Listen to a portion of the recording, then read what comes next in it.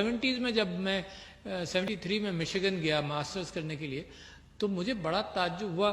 ایک دو واقعات عجیب سے ہوئے. میرا جو استاد تھا ہیڈ آف ڈپارٹمنٹ وہ کہنے لگا میرا ویکنڈ ضائع ہو گیا. تو میں نے اس کو پوچھا کیوں ضائع ہو گیا؟ کہنے لگے اس وجہ سے ضائع ہو گیا کہ میں اپنے باپ کو ایک اولڈ ہوم سے دوسرے اولڈ ہوم میں جا کر میں نے اس کو ٹرانسفر کیا.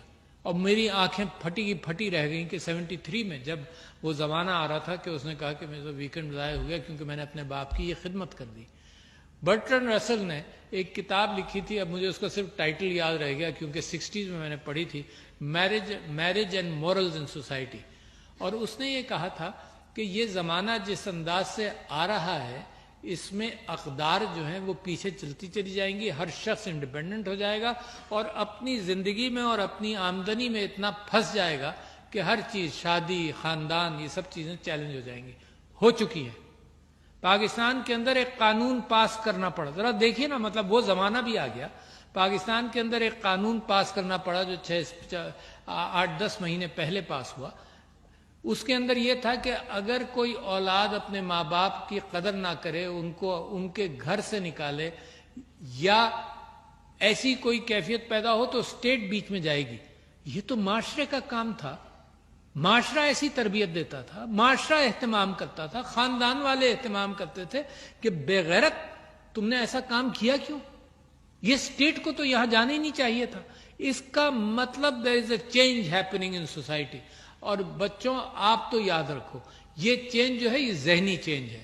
اس کو چینج کرنے کے, اس کو ٹھیک رکھنے کے لیے دیکھو کمائیں, محنت کریں, کوئی اس چیز سے نہیں روک سکتا.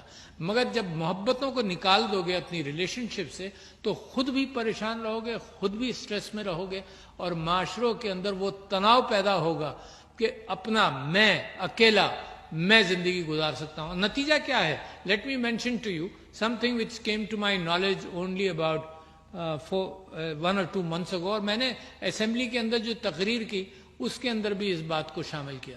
اتنا سٹریس ہے سوسائٹی میں, اتنی پریشانی ہے سوسائٹی میں کہ فگرز ہی نہیں تھے کوئی. تو human rights commission of Pakistan نے فگر دیا کہ 24% لوگ ایک وقت میں کسی پریشانی میں موجود ہیں جس کو سٹریس کہتے ہیں. یہ دوسری بات ہے کہ اگر اس پریشانی میں ان کو گھر میں لوگ شیئر کر لیں, گھر میں دیکھو جوائنٹ فیملی میں ایک خوبصورتی تھی, گھر میں لوگ شیئر کر لیں. جب اکیلا ہو جاتا ہے تو کسی سے شیئر بھی نہیں کرتا, گھر میں لوگ شیئر کر لیں تو وہ پریشانی کم ہو جاتی ہے.